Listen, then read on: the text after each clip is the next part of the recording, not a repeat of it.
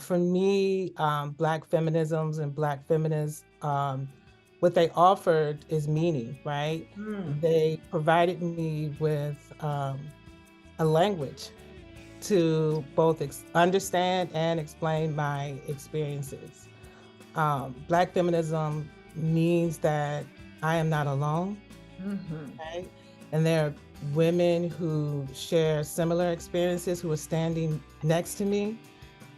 And among those women are people who resist, who create, who transform. Now I'm sounding like a rapper, who advocate, right? Right? You know? So, and they serve as a source of inspiration for me, right? But at its core, it means that I matter, right? This chocolate Black girl from the hood matters, right? When the world and everything about the world is telling her that she is nothing, that she will not be believed, that she has nothing to offer the world of relevance, what it's taught me is that I matter. Hey, y'all, welcome to Student Affairs Now, the online learning community for student affairs educators. I'm your host, Rochelle Pope. Today, we're discussing the ways Black women have navigated, negotiated, and learned how to thrive in the academy with Krista Porter, Tande Sule, and Natasha Kroon. Student Affairs Now is the premier podcast and learning community for thousands of us who work in, alongside, or adjacent to the field of higher education and student affairs.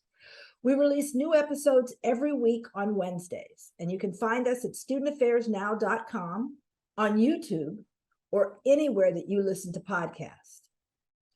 This episode is brought to you by Stylus Publishing.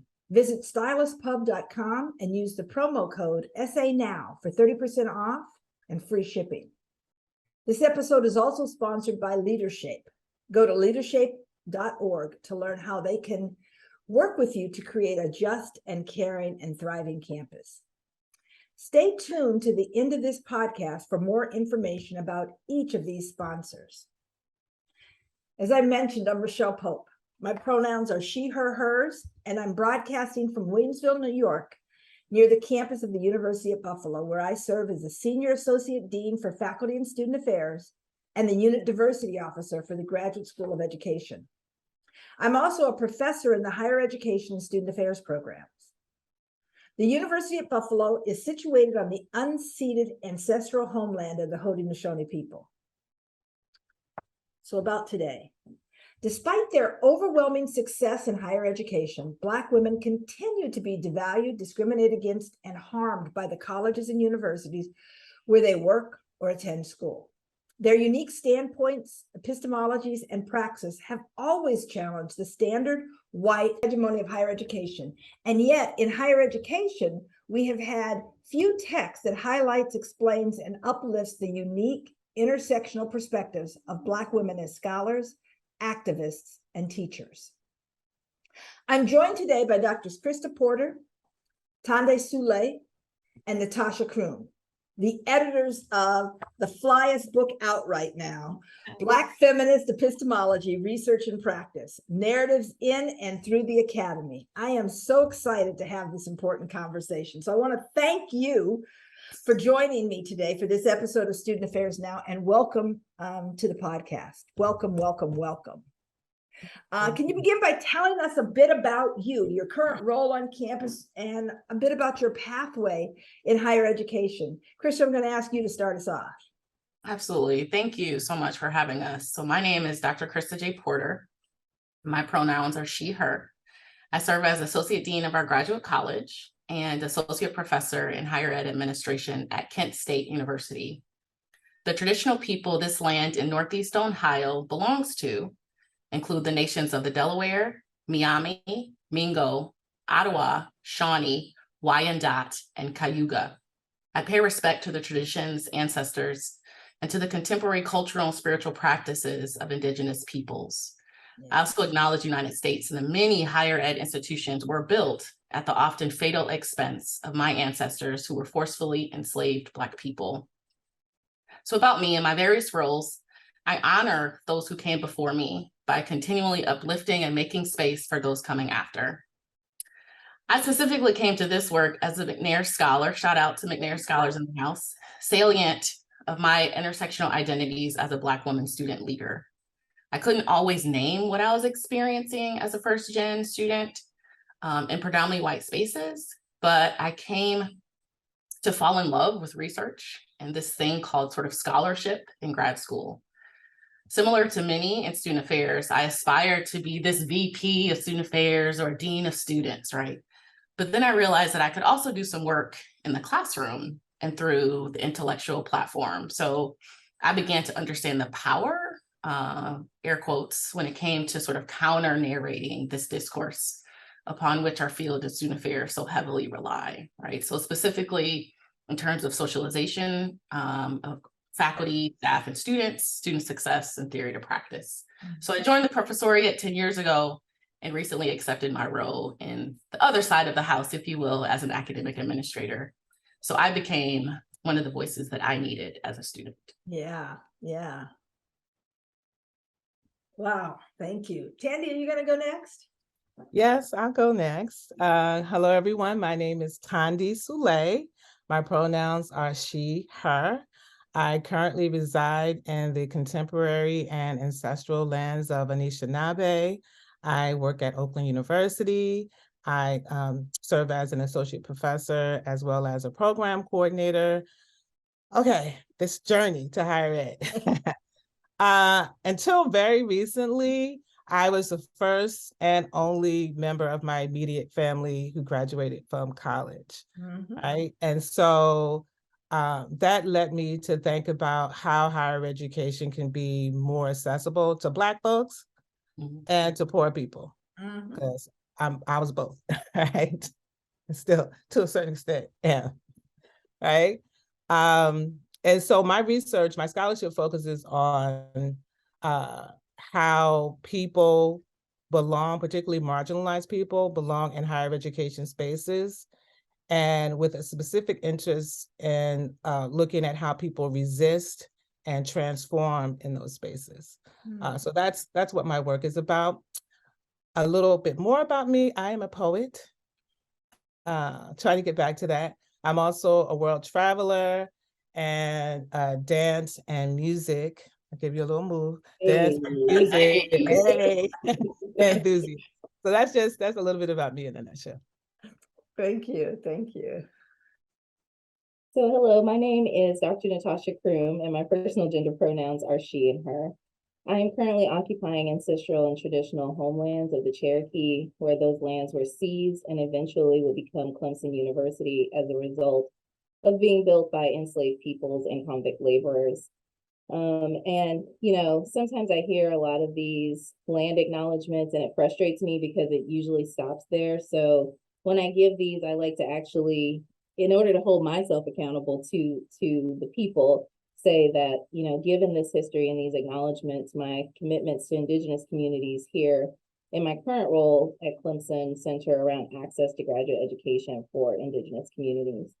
I'm the Associate Dean for Academic and Student Affairs in the Graduate School and Associate Professor of Higher Education and Student Affairs. My commitments to identifying and disrupting inequities and interlocking systems of oppression in higher education are really rooted in living as a Black girl and woman and learning from and acting alongside Black women, Black trans folks, women and men of color, and queer folks. My appreciation for research and activism developed in undergrad, where I too was a Ronald E. McNair Scholar and one of few non-student athlete Black students at a Hispanic serving institution. And, you know, I would say that I had a very, what we used to call traditional, overly enthusiastic undergraduate experience. So I was student body president of the Texas A&M Chancellor Student Advisory Board, president of my sorority, president of the chess club and the billiards club. I literally started a Wednesday afternoon live broadcast where I would stand in the quad with a microphone, and it was called Politically Incorrect, and just trying to talk to my colleagues and my peers, or, you know, on campus. And so I feel like this work that I do now, it's been in me the whole time. But I would say my doctoral experience had a profound impact in that I saw Black women and other people of color, queer people of color, and white queer folks who really role modeled the possibilities of being and doing academic work from critical and equity-centered perspectives. And according to them, I was going to be a faculty member. I don't know that I saw that for myself, but literally when your advisor says to you, and I am putting her on blast here, that she's not writing any letters of recommendation for anything else, that's what you're going to do. And so, you know, even though I didn't see that in myself, they really poured into me. And so I believe that the work I do, regardless of the role I am, is rooted. And my job is really to pull back the curtain and stand in advocacy and allyship and sponsorship and be in community and coalitions towards constructing equitable spaces, opportunities, policies, and practices that extend beyond the higher education realms. Dad, just hearing your stories, and anybody that knows me knows that I am a sucker for origin stories. I can just spend the entire time talking about these paths that have intersected and crossed. And, I heard something from each of you that sounded like me, except listening to you, Natasha, when you were out in the quad with the microphone made me think of Dear White People. You know what? That's what I thought of too. I immediately thought of Dear White People. When you said, "Oh, it was called," I was going to say, "Dear White People." It was kind of like that, yes. People will be walking by like, "What is she talking about?" If you stop and listen, I got processing questions. Yeah, I can see that. I can see that, and I could spend all day us just doing this, just talking and finding out more. But I want to get back to these issues. And they are the same, because we all experience these issues. What you said was, this is how I enter this space, right? This is how, and what I have to give back, and how I can provide something better for the folks who came before me. Mm-hmm. I'm sorry, after me, honor the folks who came before me.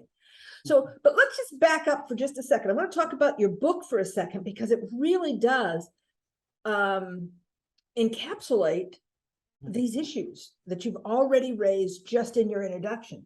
So for the person who hasn't read your book or doesn't fully understand what is meant by Black feminism or Black feminist epistemology and praxis, could you offer a brief synopsis of what those terms mean in both your personal and your professional lives? And Chris, I'm going to ask you to start off again.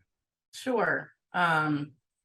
It was a joy. Like, it was beyond such a joy, pride, just to be able to engage with these folks, to be able to name some of the things that we experience. And so for me, the language of Black feminisms is the language, mm-hmm. right?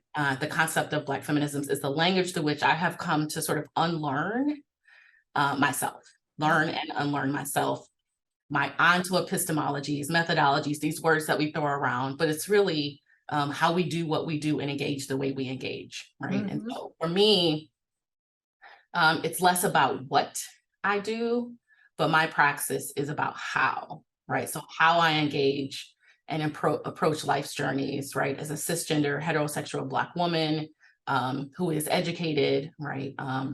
It's the reflexivity, sort of this constant push and pull that pushes me to reflect all the time about Black women before me, and those coming after. It's how, right? Got to put my babies into the space. It's how I raised these two beautiful Black humans that I was blessed with to be able to carry.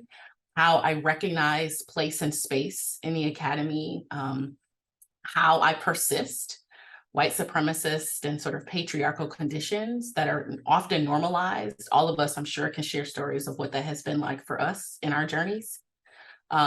It's how I attribute, right, and pay homage to those Black women, Black men, right, Black and queer trans folks, women of color, who have uplifted and named sort of our ways of being as truth. And I'll throw in sort of Bettina Love's idea of co-conspirator. So there has been some white folks who have stood in the gap.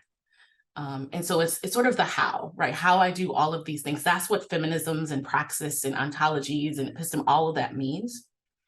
And so that was sort of me, but I want to highlight our authors and all the folks who have contributed amazing, dope, fire, whatever we wanted language we use, right? Pieces, conceptual, empirical research, right? In their narratives to make meaning of and engage what Black feminisms has meant for them. And how they're sort of been grounded in their praxis and their research across disciplines. Y'all, this book is across disciplines, it's across rank. We have doctoral students, administrators, community activists, right? And so all coming together to really uplift and center what we have come to know as feminisms and epistemologies. Yeah. And what those authors of those individual chapters shared, such powerful stories, thoughts, experiences, cautions, ideas, and reminders. And so, I'm hoping that we'll get a chance to dive into that as we go further,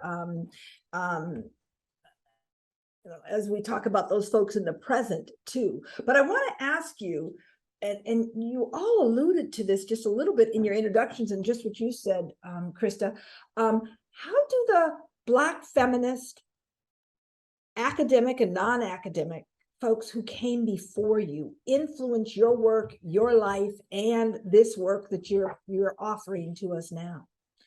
I can jump in. Thank you. Jump in, and I'm just going to continue where Krista left off. For me, Black feminisms and Black feminists, what they offered is meaning, right? They provided me with a language to both understand and explain my experiences. Black feminism means that I am not alone, right? And there are women who share similar experiences who are standing next to me. And among those women are people who resist, who create, who transform. Now I'm sounding like a rapper, who advocate, right? Right? So and they serve as a source of inspiration for me, right? But at its core, it means that I matter, right? This chocolate Black girl from the hood matters, right? When the world and everything about the world is telling her that she is nothing, that she will not be believed, that she has nothing to offer the world of relevance. What it's taught me is that I matter. So essentially it's served as a lifeline. Yeah. If I could build on that, I agree with what has been said. And as the Carmel girl from the suburbs, also a world traveler as a child, I think what Black feminist work has done for me over my life, in addition to what's already been said, is that it has reinforced that the importance of being in community with other Black women, and the importance of that in a world that has narratives that would say we should not be in community, right? That has the privileges that I have had, whether that be colorism or whether that be class, that says to me, like, yeah, no, that's some BS, what they're talking about. And that there's a reason why those narratives exist, right? There's a reason for those narratives, and that is to keep us disjointed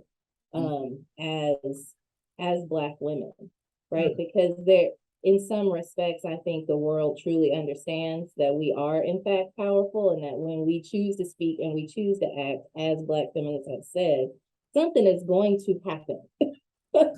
Right? Something is going to change.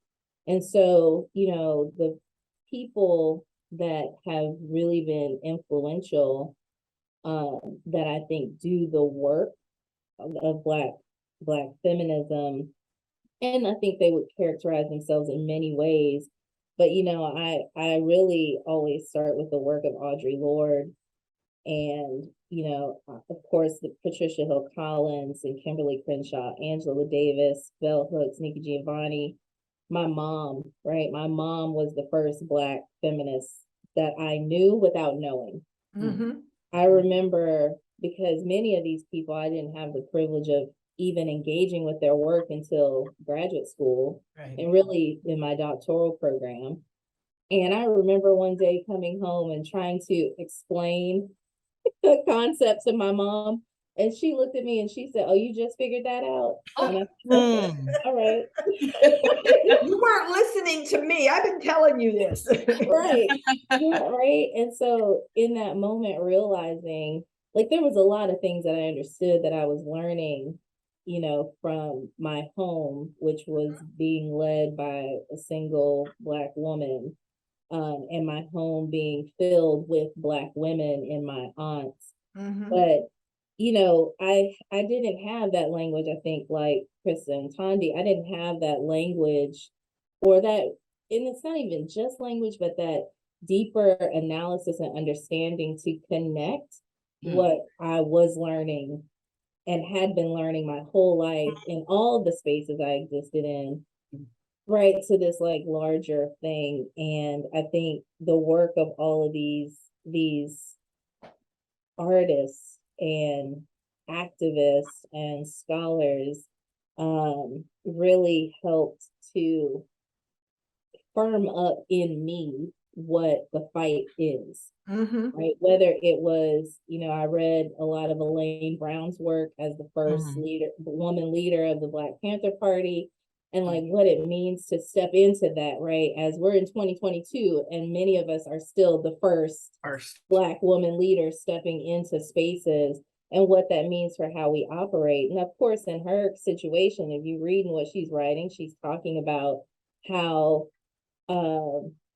the patriarchy is operating within our Black communities, right?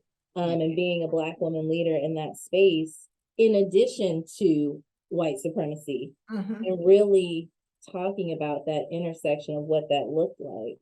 And the Lonnie Guiniers of the world who were writing with Torres and talking about, the miner's canary. And I think these things have just really, taken a foot inside of me, like taking a hold and really help me to understand what it means to do the work of being a Black feminist, if that's what we choose to call ourselves, Right.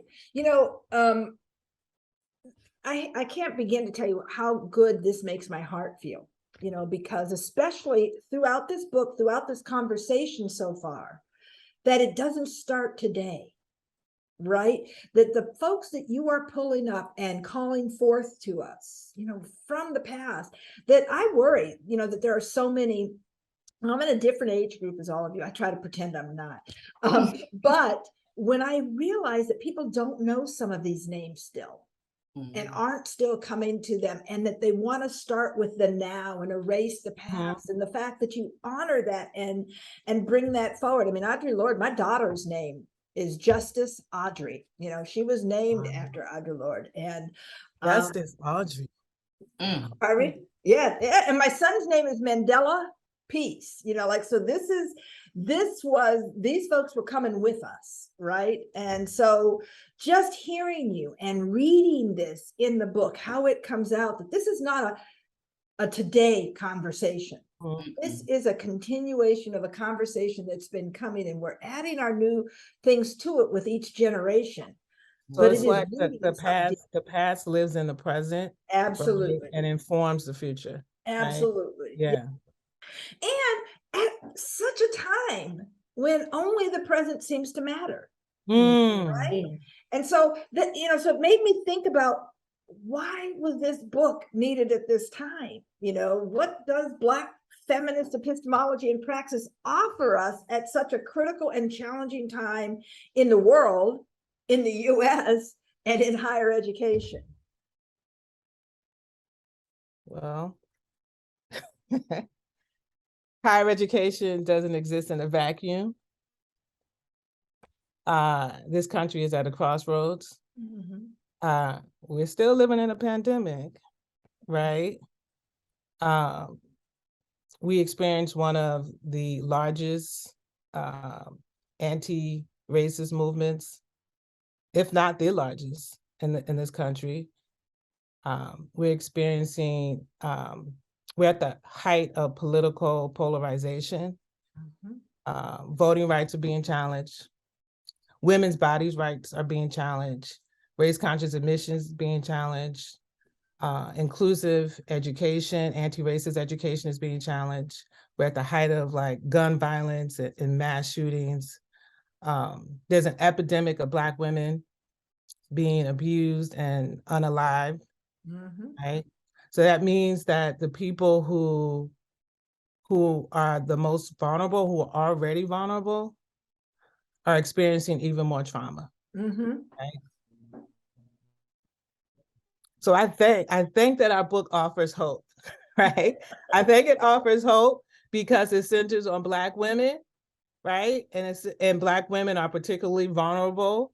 But not just centering on Black women. I mean, it's about Black women using their everyday experiences, their everyday knowledge to create and to engage in methodologies and pedagogies that galvanize for social equity, both within and outside of higher education, right? So I think for those reasons, this book provides hope, and it also provides a blueprint, right? So yeah, I'll leave it there. Let someone else jump in. Yeah, I think so. When I hear Tandi name all the things that are happening, I can't help but hear, and none of it is new. I can't help but hear exactly that none of these things are new. And sometimes I think about, right, like we can't ignore like the role of increasing technologies that have allowed for more people to now be engaged with some of these things. But the fact is that every single thing, even global health crises, even if they haven't happened in our time, they are not, none of it is new, right? Like whether we're talking about HIV, AIDS, right? Pandemic, global health pandemic. That was just, I was about to say 20 years ago, and I forget how old I actually am, because it was a little bit longer than that, but it's fine. You just stick with 20, everything's 20. But right, like, and so when I contextualize the fact that everything that we're experiencing, none of it is new, I think about for me then, the importance of Black feminist epistemology and praxis is because how we responded to those things the first, second, third, and fourth times, they didn't really work. And so at some point, I feel like folks both need to and will recognize that it is likely in the coal mine from the canaries. It is likely the face is literally at the bottom of the well. Exactly. Is that knowledge? Because we've been here. We've been here. And while I would not argue that Black women have been thriving in any of those previous iterations of what we're seeing now, it might be in our experiences that folks, as Dr. Soule so eloquently put, and we can figure out a better way forward, a better way to address toxic environments, not only in higher education, but in the world. You know, there was this thing that I'd read about where there was this police officer in a major city white guy following with Black women in their cars who were in Oh, yes. and sexually assaulting them. Mm-hmm. Poor Black women, right? Women in poverty, but following them to their communities doing this. And then, you know, I started reading about, well, first of all, illuminating these types of things that are going on in the world, like the kinds of targeting that we're experiencing. And I started reading, you know, all this research started coming out about the role of supposedly the role of a college degree and how that matters for how police engage in the community. Right. So they were saying that police who actually go to college are less likely to be doing these types of things, or you know, police like engaging in police brutality and stuff. And so it just really got me thinking about the importance of not just Black women's bodies in higher education, but our ways of knowing and our experiences and our thoughts. And I think that this book really offers that as a starting point for a lot of people to begin thinking about, you know, what our knowledge and our contributions mean to the world. Yeah. Yeah. Well, you know, Tanya, you started out by talking about how you did the litany and then said, well, but wait a minute, this is also hopeful, you know, and it offers a blueprint, and I think it does. And so it makes me ask that really important question about what about Black feminism and Black feminist epistemology? And this book project brings you joy, you know, brings us that joy, that hope, that blueprint. I'll jump in. So, listen, I'm soaking up this conversation because the conversation is bringing me joy, right? Being in community with awesome and brilliant Black women brings me joy. But I recently got an email request from our university library to plate a book, right? I had to look up what that meant because I didn't know what that meant. As recognition of receiving tenure and promotion at Kent State, right? So of course I selected our text, right? I thought about selecting sort of the bell hooks and teaching to transgress is the first thing that came to my mind. But then I said, no, I'm gonna pick our book, right? And this is what I want to share, what I wanted the placard to read, because I asked us why you chose the book. I chose this book to represent a collective counter-narrative of intergenerational, distinct, and intersectional stories of Black women in the academy. This is the book I needed as a doctoral student, and I'm extremely proud to have served as one of its co-editors.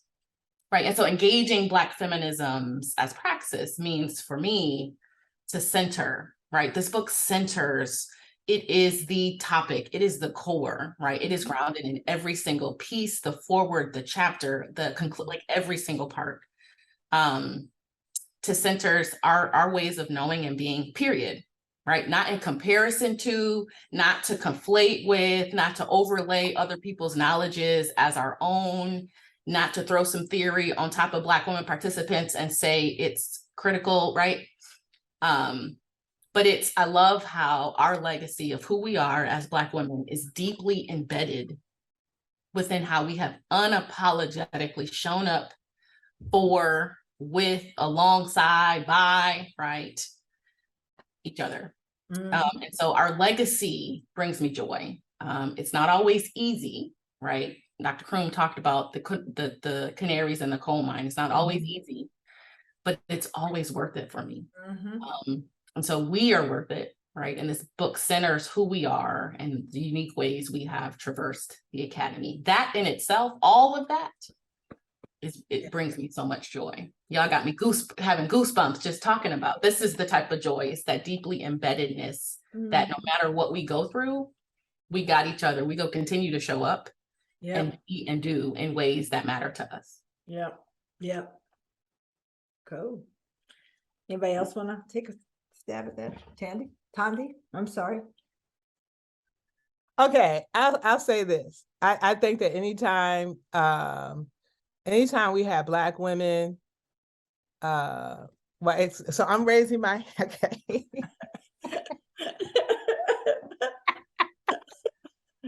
Oh, okay, let me inside joke, but so anytime we have Black women who can name, reclaim, and affirm themselves, right, and therefore like assert their humanity, that gives me joy. Assert their humanity within spaces that are unwelcoming, right? And I think that we're continuing in the tradition of scholars like Anna Julia Cooper, the Combahee River Collective, Beverly Guy Shufta, Bell Hooks. That gives me joy that we are still engaging in intellectual activism. So I wanted to say that. Thank you for that, Dr. Porter. But I also wanted to say, this is what I feel. This is what I've seen. This is what people talk about. Black women are tired, right? Black women are overworked. Black women are overwhelmed. And what Black feminism tells us, what it allows us to do is to assert that we deserve rest, right? We deserve to self-preserve. We deserve to sit still. We deserve to meditate. To regenerate. Yes. Yeah. All the reasons. Right? And not just like, what am I thinking of? Combahee River Collective, not because it's an act of political warfare, right? Or was that Audrey, right? But simply because we're human. Right? And so what gives me joy right now at this stage of my life and my career is to see Black women joyfully at rest. Seriously. Yeah. Joyfully at rest. Because we all work hard, right? Yeah. That blows me away. Joyfully at rest. I struggle with a part of that. And I think it's so true. And so this is where me having to turn my head to a different direction, because both are true, right? Yes. Bernice Johnson Reagan, famously of Sweet Honey in the Rock. Yeah. So she says that, that one song that just goes so deep inside of me: we who believe in freedom cannot rest. Right? Until the killing of Black kids, Black sons, Black mothers' sons is as important as the killing of white mother's son. We can't rest, right? So that runs through my head until I finally stopped, reading the Knapp Ministries work and all of that stuff, saying she didn't mean we couldn't rest ever. She just meant the struggle's not done until the struggle's done. So you take your rest right now, but we got some other people in line for you. And then when they need to rest, they need to take their rest. But every time I hear that importance of that, her line runs through me. And I really had to spend some time interrogating that and really. Thank you for that. That's one of my favorite. That was like the anthem, at their concerts. That's when everyone would stand up. We who believe, But you're right. Thank you for that. Yeah. Okay, so we got this incredible book published. For those who haven't read it yet, and I'm gonna pull it right here off my shelf. Look here, folks. For those of you who are there, we got both of them going. There you go. For those of you who are listening on the podcast, we held up the book so that you could see it. And what we want to say is, run out and get it. As Bettina Love's been called and said, we don't want you to be an ally. We need you to be a co-conspirator. To be a co-conspirator, you need to read this book. So for you folks who are not Black women and Black feminists right now, get this book. But the book's been published. What's the big takeaway, right? What do campuses need to do differently to better support Black feminist academics? What do we as Black feminists need to do to better support each other and ourselves? I can jump in here in that I think one of the big takeaways, and some of this has been said already, is that to understand, let me back up. For those who are not Black feminists or who do not understand what Black feminist epistemology has to offer, for me, the big takeaway is for you to understand yourself, who you are in relation to this world, you need to understand who we are. Mm-hmm. Because there are, through what we know to be real with our subjectivities, we know, right? We know, we see, we experience, because of intersecting systems of oppression and privilege, there is a landscape, I think, that Black women are privy to, whether good or bad, that really needs to be understood to really understand the context that we're in. So it's not just understand me and what I bring and how I see this space and this world, to better understand yourself, but to also understand this thing called higher education. Right? To understand how we are systematically embedding intersectional inequities, right? Don't use the outcomes, right? Oh, Black women are clearly thriving because they're earning more degrees, right? I mean, that don't mean nothing if I'm only earning 34 cents on the dollar at the end of the day. At what cost? At what cost am I in here? Right. Use this book, I think, to understand what Patricia Collins calls controlling images, right? Like, I'm nobody's mammy. I don't care how much I show up in care and love and concern, but understand I do that because I want to do that, not because you see that as my role. I'm so much more than that, right? I think what this book offers as a big takeaway, there are things, kind of building off the last question, there are things in here that I had no idea about, right? Black cyber feminism. I'm like, oh, what's that? Let me read about that and what that means and how that shows up and what that looks like, or some of the more arts-based pieces around, how we're using dance and how we're using music to bring to light, right?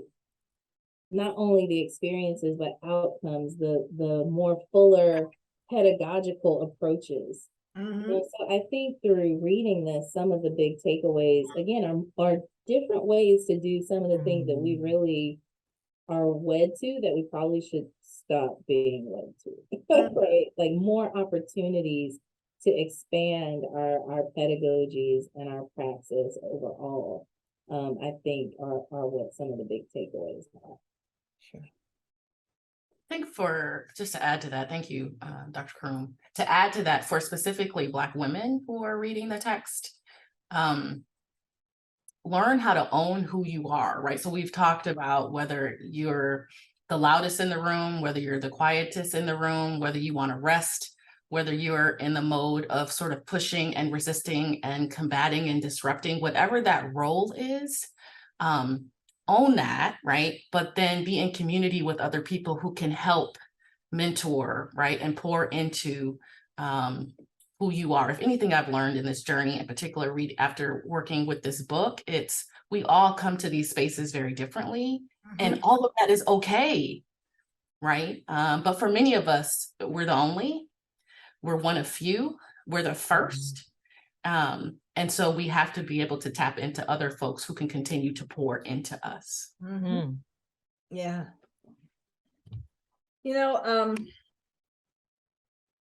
We are getting close to the end of this time for this podcast, for this experience. And so I wanted to know if there's anything you wish we'd covered, but we didn't get to. Something we should have at least send out into the universe. One thing about the text that I really value and appreciate is that it's intergenerational. What do we mean when we say that, right? We got the Deborah Harleys, right? We got the who originated sort of this Maids of the Academy, right?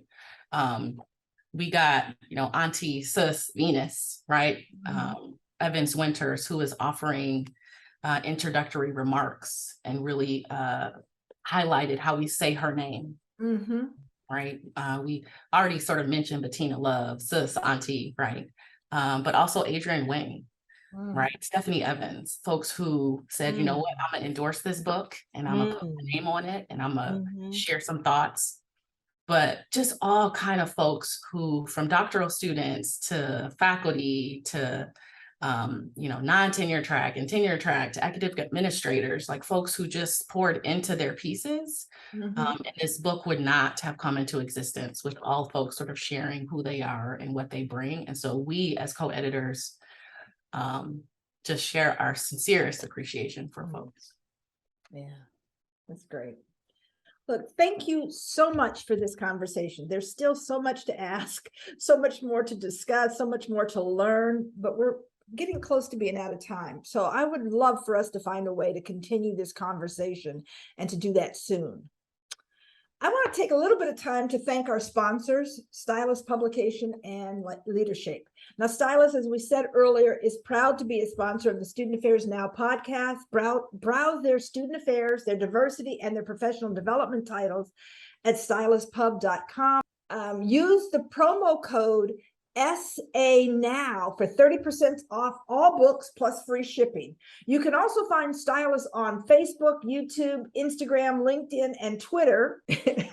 Leadership partners with colleges and universities to create transformational leadership experiences, both virtual and in person, for students and professionals, with a focus on creating a more just, caring, and thriving world. Leadership offers engaging learning experiences on courageous dialogue, integrity, equity, resilience, and community building. To find out more, please visit leadership.org/virtual programs, or connect with Leadership on Facebook, Twitter, Instagram, and LinkedIn. I want to send a huge and heartfelt shout out to Natalie Ambrosi, the production assistant for the podcast, who does all the behind the scenes work to make us look and sound good. To our listeners, I am so grateful for all your time today. This conversation has given me so much to think about, so much to just feel good about, and I hope it's done the same for you. As you listen today, if you found this content to be useful for your student affairs practice, your higher ed practice, and your scholarship, we'd love it if you share this episode with your social media networks. You know, folks, after this conversation, I am really feeling Stacey Abrams right now. And this quote of hers really resonates today. I'm going to move forward because going backward is not an option, and standing still is not enough. Again, I'm Rochelle Pope. Thanks again to this amazing panel, Drs. Krista Porter, Dr. Tandi Sule, and Dr. Natasha Kroom. And to everyone who's listening or watching, thank you. Peace out.